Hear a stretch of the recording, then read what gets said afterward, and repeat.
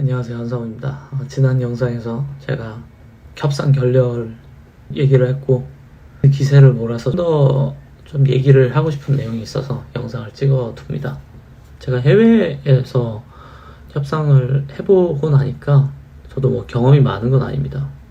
아직까지 한 두세 번 정도밖에 없어요. 두세 번 정도 중에 이제 가장 최근 거는 이제 반년 가까이 협상을 한 거다 보니까 유의미한 경험이 된 것 같은데, 제가 하나 깨달은 거는 뭐냐면 한국이나 외국이나 근본적인 비즈니스를 보는 시선은 똑같은 것 같아요. 가령 우리가 협상이라는 걸 할 때는 주도권을 누가 갖고 있냐, 협상에 주도권이 있는 사람이 있단 말이죠. 누가 좀 더 아쉬운 입장이고 누가 좀 덜 아쉬운 입장이고, 연애랑 비슷하게 그런 관계인데, 국가 간의 그런 협상이 진행될 때는 국가가 갖고 있는 힘이 있는 것 같아요. 그런 면에서 이제 한국의 힘이 있는 거죠. 예를 들면 IT 분야, 그리고 문화 콘텐츠 분야, K-POP 협상은 결렬됐지만 해외에서 한국에게 기대하는 것은 선명한 것 같아요. 한국의 기술력, 그리고 문화 쪽 마케팅 채널들. 그래서 제일 많이 듣는 게 그런 거예요. 혹시 유명한 가수를 우리나라에 데려올 수 있냐, 아니면 우리가 이제 이 제품을 홍보를 할 때 우리가 연예인들을 좀 사용을 할 수 있냐, 연예인과 뭐 PPL을 한다든지, 아니면 뭐 공동 참여하는 컨텐츠를 계약 만든다든지, 뭐 드라마를 찍을 수 있냐든지, 뭐 이런 거예요. 근데 그런 무기가 있기 때문에 어떤 면에서는 이제 한국에서 한국인으로서 사업하는 데는 굉장한 플러스가 돼요. 그리고 두 번째로 하나 기억해 두시면 좋은 거는 뭐냐면, 사실 이제 대부분의 사람들이 다 그렇게 하는데, 본인이 그런 역량이 없음에도 불구하고 마치 한국을 대변하는 것처럼 그런 걸 어필하는 사람들이 상당히 많아요. 그래서 이런 겁니다. 여러분이 이제 외국 그 협상 대상자라고 해볼게요. 여러분이 저한테 물어보는 거죠. 아, 요즘 전 세계적으로 유명한 가수인 BTS를 좀 우리나라에 초빙을 할 수 있겠냐? 그러면은 제가 이제 얘기하는 거예요. 아무런 연줄도 없는데, 아, 당연하다. 우리는 저기 BTS 쪽이랑 다 채널이 있다. 그래서 다음에 한국에 오면은 뭐 자리를 한번 만들어 보겠다. 이런 식인 거예요. 그러고 나서 어떻게 하냐? 그때서부터 이제 알아보기 시작해요, 사람들이. 그때서부터. 그래서 이제 주변에 연예인, 그러니까 엔터테인먼트사들이나 아니면 뭐 광고 기획사들이나 이런 데들한테 연락해가지고, 아, 우리가 해외에서 큰 사업을 하는데 BTS 데려올 수 있겠냐, 돈은 걱정하지 마라, 이런 식으로 하는 거죠.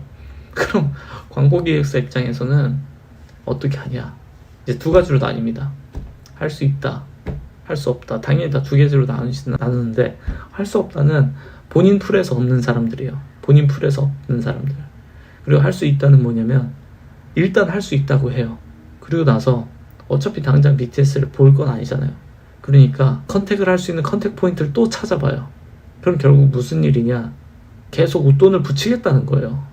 너희들 BTS를 요청했어? 오케이, 내가 찾아줄게. 그리고 나서 한국에 뿌려요. 우리 돈 얼마가 됐던 BTS 쓸 거야. 그렇게 하고서 뿌려요. 그러면 그걸 바탕으로 또 광고 기획사들이 또 뿌려요. 또 뿌려요. 그러면 결국은 최종적으로 그 결정권을 갖고 있는 어떤 뭐 하이브가 갖고 있나요? 엔터테인먼트 회사까지 가겠죠. 그러면은 하이브에서 가령 뭐 제가 얼마인지 모르지만 가령 한 10억을 불렀다고 가정해 봅시다. 마케팅 비용으로. 그럼 10억을 부르면 중간 단계에서 계속 마진이 남겠죠. 얼마 남기고 얼마 남기고 얼마 남기고. 그래서 최종적으로 이제 해외 고객한테 들어가는 금액은 몇십억 또는 뭐 몇백억 막 이렇게 눈덩이처럼 커지는 거예요. 근데 이 해외에서 사업하는 분들이 이제 태반이 이런 식으로 일을 합니다. 다 할 수 있어. 뭐도 할 수 있어. 뭐도 할 수 있어. 실제로는 그런 파트너십이 없는데, 그리고 이제 그럴 돈도 없어요. 그럼 그 돈은 어디서 나오냐? 결국 해외에서 그걸 문의한 사람이 낼 거다. 그러니까 너희들은 나한테 잘 보여야 된다. 이런 거예요. 내가 일종의 관시다. 내가 뭐 꽉 잡고 있다. 이 중간에서 그러고 노는 겁니다. 재밌죠? 재밌는 사람이 많아요. 저는 그게 별로 없는 줄 알았는데 이렇게 몇 년 사업하다 보니까 그런 스타일로 하시는 분들이 진짜 많더라고요. 한두 명이 아닙니다. 한두 명이 아니고 그래서 제가 이번 영상에서 전달드리고 싶은 내용은 만약에 한국도 그렇다면은 해외도 똑같을 거라고 해요. 여러분이 해외와 어떤 국가와 사업을 진행하는데 이제 문의를 하는 거죠. 가령 일본이라고 해볼게요. 일본하고 내가 일을 하려고 하는데 일본에 저기 뭐 도쿄돔에서 공연을 좀 하고 싶다. 우리 아티스트들과 함께 가능하겠냐? 그러면 도쿄돔에 아무런 인맥이 없는데도 불구하고 물론이다. 우리는 도쿄돔을 비롯해서 뭐 성공적으로 한 그런 분들이 다 있다. 물론 존재는 하겠죠. 일본 어딘가에. 근데 그분들이 누군지는 그 시점엔 모르고 그때서부터 이제 알아보기 시작을 해요. 그리고 나서 그것과 연관 있는 사람을 한 명 이렇게 데려와서 또 미팅하고 그럽니다. 그래서 제가 이거 보면서 사업 참 재밌게 하시는 분들 많다. 어찌 보면 그렇게 하시는 분들이 너무너무 많기 때문에 그게 정답일 수도 있다라는 생각도 들어요. 내가 없는 건데도 있는 것처럼 해서 이제 하는 거. 근데 이 모든 지금 이 설명에서 생각해 볼 점은 뭐냐면 만약에 그렇게 해서 결국은 고객이 원했던 거를 찾아주고 중간에서 값을 받아간다. 문제가 없어요. 근데 이 과정에서 사고가 나면은 이제 책임을 안 지게 됩니다. 이 중간에 낀 사람들이 보통. 그게 문제예요. 마치 자신과 오랫동안 함께 일한 파트너인 것처럼 막 소개를 했잖아요. 해외 고객들, 파트너사들한테. 그래 놓고서 문제 생기면 그거는 그쪽 책임이다. 나는 같이 일을 했지만 내가 계약의 당사자는 아니니까. 이런 식인 거예요. 그럼 결과적으로 책임 소재가 생기게 되면은 붕 뜨죠. 결국은 누군가는 돈을 지불을 했고 그리고 누군가는 돈을 받았어요. 결과적으로. 근데 그 중간에서 연결해준 사람은 수익만 보고 리스크는 감당을 안 하는 거예요. 이게 마치 요즘 그 막 전세 사기 있죠. 전세 사기 하면은 부동산 중개인들은 책임 하나도 안 지잖아요. 똑같은 겁니다. 글로벌 사업을 하는데 책임을 안 져요. 중간에서 그런 사람들은. 그래서 제가 이제 글로벌 그 프로젝트를 진행할 때 좀 떠봅니다. 이거 가능하냐? 이거 가능하지 않냐? 근데 뭐든지 다 된다는 사람은 보통 그 어떤 것도 못합니다. 그 어떤 것도 할 만한 능력이 없어요. 뭐든지 다 된다는 사람은. 이거는 어렵다. 이거는 안 된다. 이거는 뭐 할 수는 있겠지만 현실적으로 뭐 여러 장애물들이 있다. 이게 사실 정답인데 사람 특징이 정답을 말하는 사람, 현실을 얘기해주는 사람보다 가능하다, 쉽다, 금방 해결해주겠다. 이런 사람들한테 신뢰를 하게 돼요. 근데 그런 사람들한테 이제 눈탱이 맞는 겁니다. 사기도 당하고 눈탱이도 당하고 그런 게 되는 것 같아요. 그래서 참 재밌게 사시는 분들이 많다 보니까 그렇게 하시다 보면은 여기저기로 또 가시더라고요. 예를 들면 한국에서 그런 식으로 사업하다가 문제가 생긴 거예요. 그럼 이제 한국 내에 적들이 생기겠죠. 아니 내가 누구 사장 믿고서 저기 해외랑 한다고 해가지고 했는데 막상 문제 생기니까 그냥 책임도 안 지고 떠났다. 그 사람 믿을 사람이 못 된다. 소문이 나니까 이제 한국에선 사업을 못 하죠. 그럼 어떻게 하냐? 이제 만만한 다른 나라로 도망갑니다. 계속 도망가요. 그리고 가다 보면 이제 가는 국가들이 몇 개 정해져 있죠. 그래서 항상 많이 느끼는 거는 그 사람이 깨끗한 과거를 살아왔다면 그 깨끗한 과거를 밀어주는, 증명해주는 수많은 사람들이 주변에 있어요. 보통 사업을 하면은 소문이 빨리 퍼집니다. 큰 사업을 할수록. 당장 건설업이라고 한다고 하면은 건설에 들어가는 게 많죠. 일단은 원청이 있을 거고, 그리고 시공사, 설계하는 곳, 그리고 또 거기에 그 납품하는 곳, 납품도 뭐 한두 군데서 합니까? 어마어마하게 많은 곳에서 하죠. 그럼 소문이 다 난단 말이에요. IT도 비슷해요. IT는 심지어 또 업계가 작아요. 그래서 뭐 유명한 개발자들 그냥 단순히 뭐 사업까지 가지도 않고 그냥 직장인 중에서도 유명한 어떤 회사에서 리더급으로 있었던 사람들은 그 사람이 어떤 사람인지 그 회사가 아님에도 불구하고 알거든요. 그러니까 뭐 너무 세상이 좁은 거죠.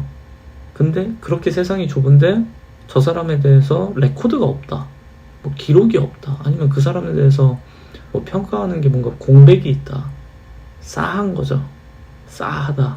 아니 그럴 수가 있나. 저 정도로 대단한 사람이 뭐 뭐든지 된다고 하는 사람이 경력에 공백이 존재한다고? 말이 안 됩니다. 그래서 제가 사기꾼 검증하는 방법 중에 하나가 경력에 공백이 있는 사람, 그리고 그 경력이 검증 불가능한 경력인 사람, 100% 사기꾼입니다. 검증 불가하다. 저는 제 경력을 맨날 옛날부터 저 브런치에다 다 올려놨었거든요. 혹시라도 저에 대해서 너도 사기꾼이지 그러면 제 경력 한번 다 체크해보세요. 저 유명한 회사들하고 많이 일을 했는데 다 체크해보실 수 있고, 저는 경력에 공백이 없어요. 당연하게도 수년 동안 기록을 다 해놨는데 일기도 공개해놨지, 글도 공개해놨지, 헛소리도 공개해놨지, 심지어는 수술한 것도 공개해놨는데, 공개해놨었죠. 혐오스러워서 내렸지만 어쨌든. 그래서 감춰진 게 많으면 싸하다는 걸 생각을 해보시면 될 것 같고, 그리고 특히 해외 사업은 더 그런 것 같아요. 더 그렇고, 그리고 제가 이번에 하나 깨달은 게 뭐냐면, 이 협상 결렬에서 중요한 요소 중에 하나가 뭐였냐면은, 제가 처음에 그분을 소개받았을 때와 실제로 그분의 포지션이 달랐어요. 무슨 말이냐, 제가 처음에 그분을 소개받았을 때는 어마어마한 분으로 소개받았어요. 대단한 분이다, 막 뭐 한 국가에서 거의 막 최상 권한을 가진 그런 포지션으로 소개를 받았었어요. 그래서 그런 줄 알고 저도 협상을 처음에 진행하다가, 이제 그게 현지에서 검증을 하실 수 있는 분이 있었어요, 제 파트너분 중에.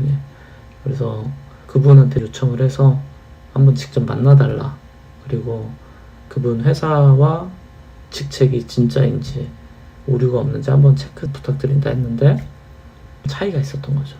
완전히 뭐 거짓말까지는 아니지만 분명한 건 차이가 존재했다는 거죠.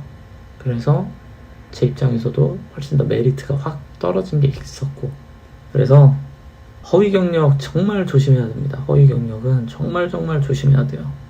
그리고 사기꾼들은 당당하게 허위 경력 박아놓습니다. 그래서 사람들이 의심을 안 해요.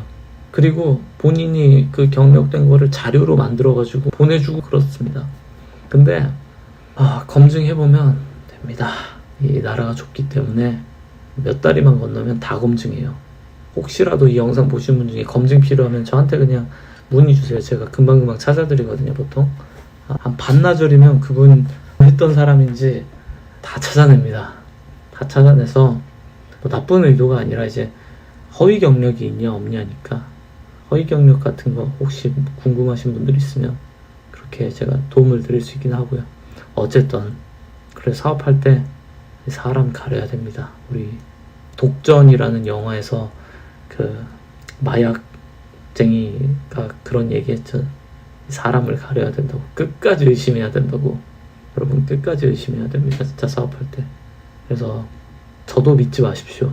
저라는 사람도 믿지 말고 저도 끝까지 의심하시고, 그리고 해외면 더욱더 검증을 2번, 3번 하시는 게 성공적인 비즈니스에 꼭 필요하다는 생각이 듭니다.